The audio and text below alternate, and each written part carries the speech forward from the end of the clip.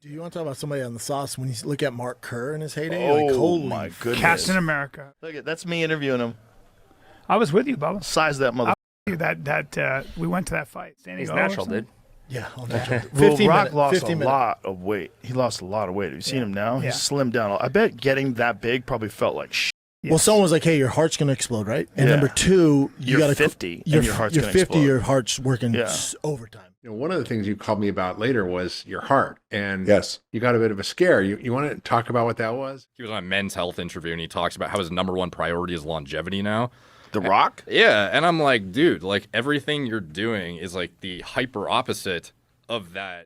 Dwayne "The Rock" Johnson has made an entire career out of his unique physique and jacked genetics, but now that he's in his 50s and still looking yoked as fuck, the noise around his obvious steroid use is getting louder. Just recently, we saw how one of the fakest natties on the internet, the Liver King, got exposed for lying about his pharmaceutically enhanced physique after he'd spent years preaching about the benefits of ancestral living and chopping wood for no apparent reason. And his crash out ended up being almost as predictable as his steroid use.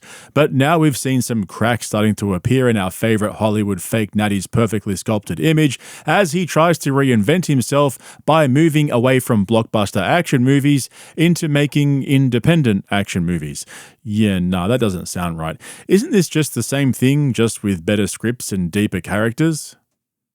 You know, when you're in Hollywood, as we all know, and it had become about box office, and you chase the box office. This is your lane, and this is what you do, and this is what people want you to be, and this is what Hollywood wants you to be. I looked around a few years ago, and I started to think, I shared this with these guys, is that, you know, am I living my dream, or am I living other people's dreams? I've been scared to go deep and intense and raw until now, until I had this opportunity.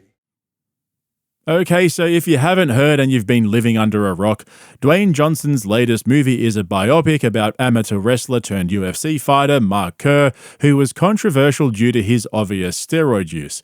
Alright, hold up a second. First of all, this movie looks fucking sick and I cannot wait to watch it. The trailers legit look amazing. But The Rock, who is 53 years old, is playing Mark Kerr, who is currently 56 years old, except the movie is focused around his younger years when he was a fighter.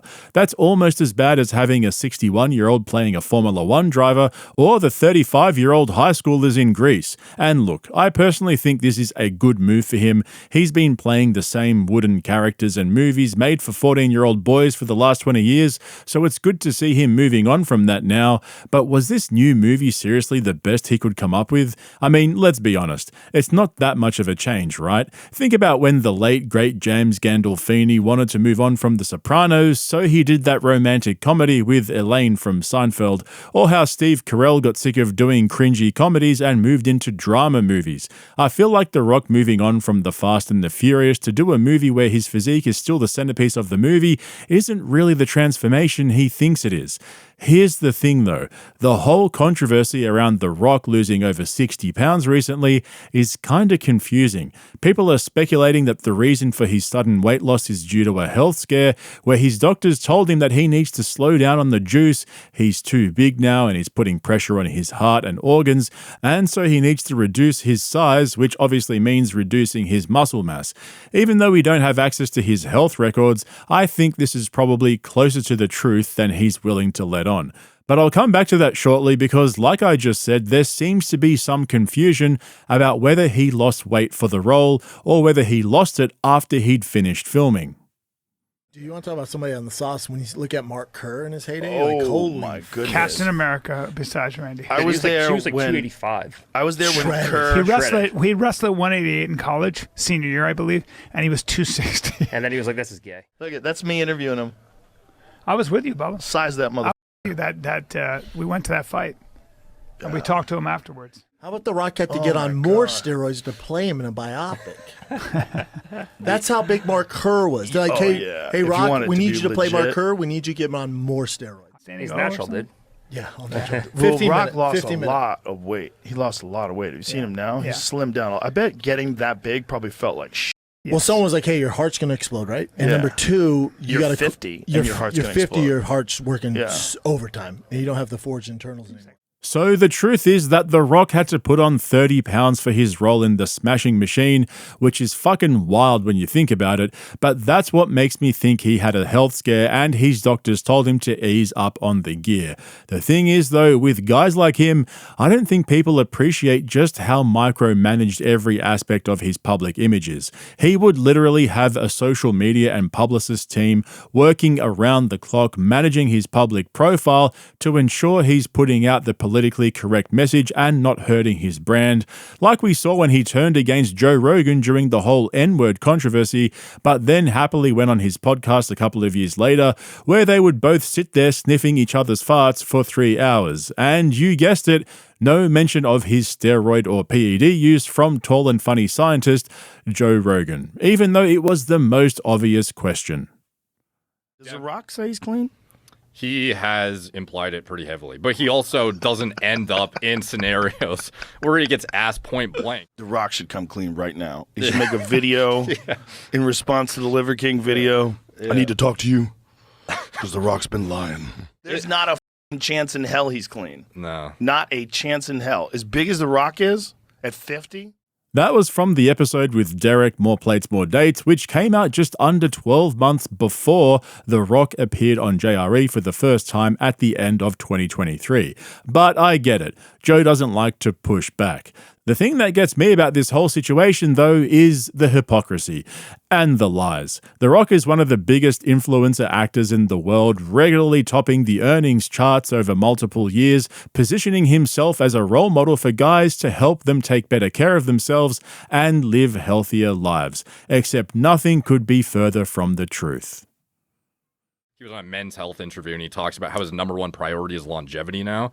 The Rock? Yeah, and I'm like, dude, like everything you're doing is like the hyper opposite of that. Like in terms of a diet, a lifestyle, potentially, but like the drug exposure to maintain the physique, to then do the superhero roles, to do the whatever at his age, like it's clearly not longevity focused. It's very much like, how much can I milk this right now with my brand sort of thing. 100%. Derek hit the nail on the head with that one. The only thing The Rock is selling is The Rock, and whatever promotion his team managed to cook up that day. Remember this? It is Sunday night, approximately 11 p.m. It is Cheat Meal Sunday for all of us around the world, certainly for me here. And the reason why this is history in the making is because this is the very first time that I have ever tried an In-N-Out burger. They're called Double Doubles, loaded with lettuce, tomato, onion, pickles, and cheese. Of course, we got fries here. Now, the question becomes, I have the one and only Terramana tequila.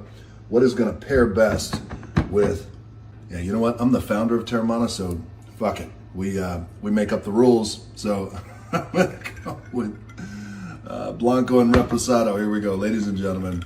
What a pleasure this is. My very first In-N-Out burger. That is a good combo. Here we go.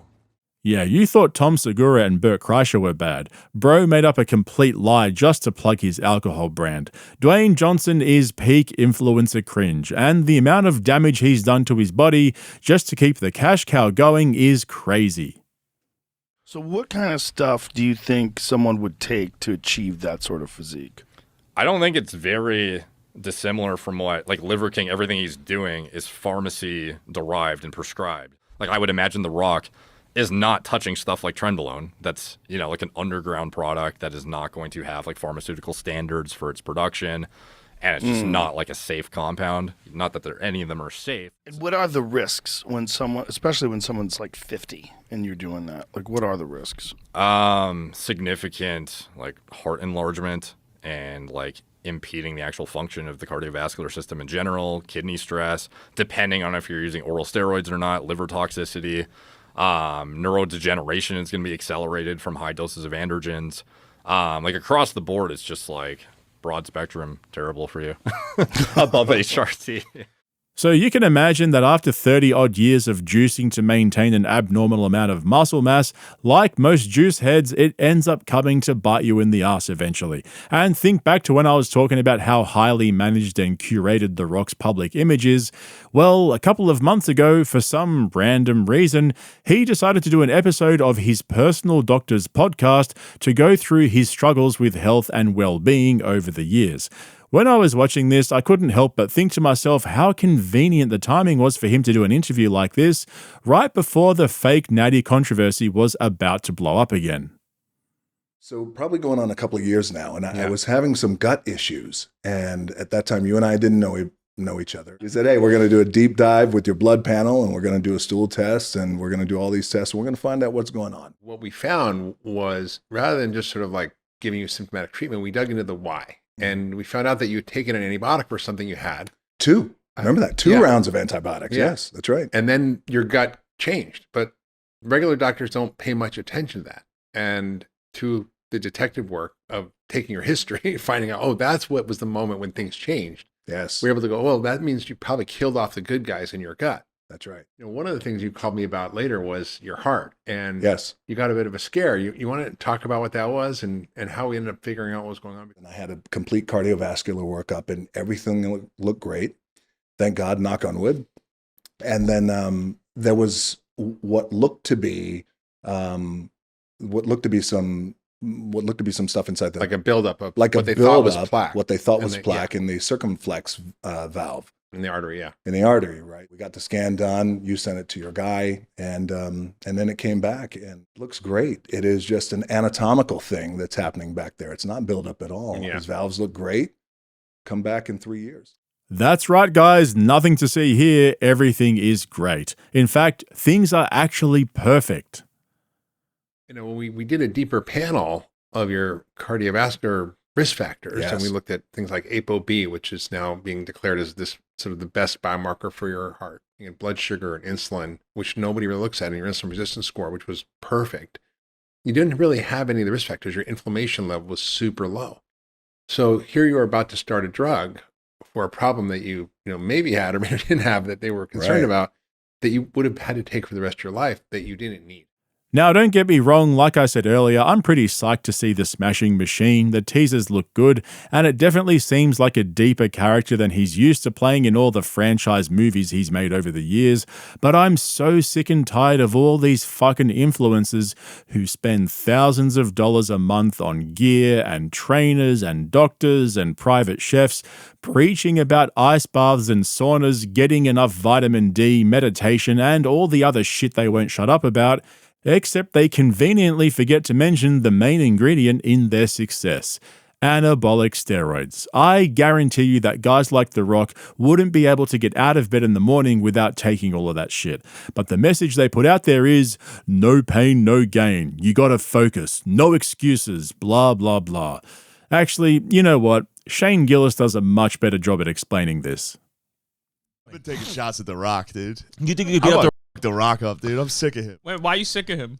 Well, it started a long time ago, but I was hungover one day, waking up in a hotel, and I just, looked at Instagram. Yeah. It's just The Rock. He's like, disrupting in my iron paradise. I was like, this guy. Shut up. I was just like, shut the Shut up. the up. Good God. Yeah. And then he posts like cheat day videos. Yeah, and it's like, I earned this, and he just eats cookies and shit. It's like, dude, you're in Fast and Furious movies in the WWF. Shut up. Relax on yourself. And that right there is why I'll always trust a fat comedian with low testosterone over a shredded Hollywood action figure preaching about mindset and discipline. At least the fat guy is honest. Hi, Shane. So I think the truth will eventually come out. I don't see how The Rock can maintain all that size into his 50s and 60s without any health issues, and it seems like he's finally realizing that too. And if that health scare theory turns out to be true and he really was told to shrink down or drop dead, then this whole transformation isn't some artistic shift into art house cinema, it's straight up damage control. It's just funny how these guys are always one step ahead of their own collapse. They're not quitting, they're reinventing, they're not losing size, they're getting leaner for a role. They're not cycling off, they're optimizing for longevity. It's one deflection after another. And I don't even need him to admit to juicing. I just want him to stop pretending that he built that body off protein pancakes and fucking meditation. Anyway, that's enough from me. Shout out to all of you who came over from my main channel, Podcast Cringe, and helped to grow this new channel from the ground up.